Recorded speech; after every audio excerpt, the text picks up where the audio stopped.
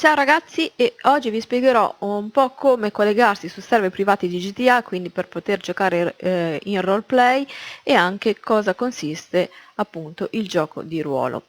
Come prima cosa andate nel motore di ricerca e scrivete 5m.net, vi apparirà questa pagina e dovete scaricare il client del gioco.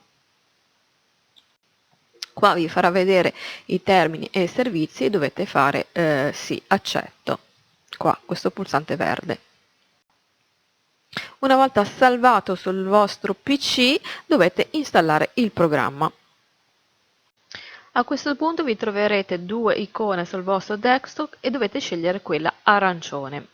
Mi raccomando, fate il collegamento della cartella del gioco originale con 5M, ve lo chiederà durante l'installazione. Quando avviate 5M ricordate sempre di aver aperto anche Steam. Se andate qua abbiamo i vari server. Vi suggerisco di andare a selezionare la lingua italiana in modo che qui l'elenco dei server siano soltanto server roleplay italiani.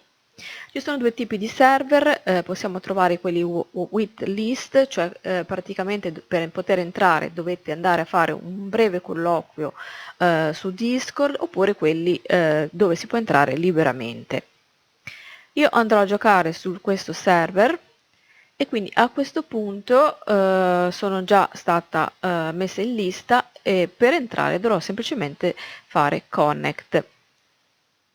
Quindi per iniziare spieghiamo che cos'è il gioco di ruolo. Roleplay sarebbe in italiano gioco di ruolo, è abbreviato spesso in GDR o RPG.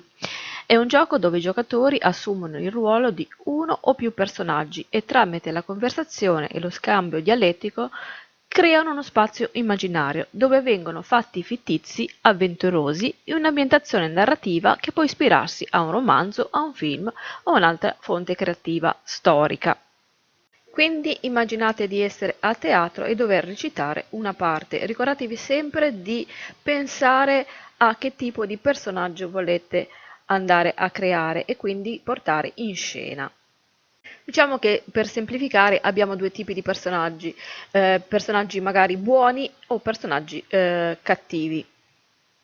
Quindi quando entrate in questo tipo di server roleplay, come ci ho spiegato prima, dovete sempre recitare la vostra parte. Ovviamente le cose che dite e quindi lo svolgimento della vostra trama dovrà avere un senso logico. Ora vediamo alcuni termini che vengono utilizzati nel gioco di ruolo e spiego cosa significano. Random Deathmatch, uccidere un giocatore senza un valido motivo di roleplay, quindi non potete entrare, estrarre un'arma e uccidere una persona se non c'è una storia alle spalle e quindi una motivazione. Il Vehicle Death Match, praticamente prendere un'auto e andare a investire dei giocatori. Naturalmente tutte le azioni che possono dare fastidio al server non sono tollerate. Il file RP, cioè un errore del gioco di ruolo, quindi diciamo, facciamo un esempio, inizio che sono una brava ragazza che va a lavorare tranquilla e improvvisamente mi trovo a fare una rapina in banca, non c'è un nesso nella mia storia. Power game, ossia fare cose assurde, nel senso magari fare correre molto veloce, quindi non è una cosa reale, oppure saltare in cima a un palazzo. Ricordate che state vivendo una vita reale, quindi se incontrate persone che non avete mai incontrato precedentemente, non potete sapere per esempio il loro nome né di che cosa si occupano. Quando state giocando ricordatevi che non potete parlare di fatti esterni al vostro ruolo. Per esempio Tizio mi ha parlato di una questione su Discord. Oppure un altro esempio può essere: ciao, questo server a me non piace, io voglio andare via e cambiare server. Tu hai visto qualche server carino dove posso fare tanti soldi? Questo è vietato, si chiama metagame. Se volete parlare di fatti esterni, quindi al vostro ruolo, dovete scrivere in chat la sigla OCC. Questa è una breve spiegazione del gioco di ruolo, ovviamente starà a voi poi avere più fantasia per animare la vostra storia, quindi ricordate sempre che dovete recitare alla perfezione la vostra parte. Ogni server poi naturalmente ha diverse regole e cambiano da server a server.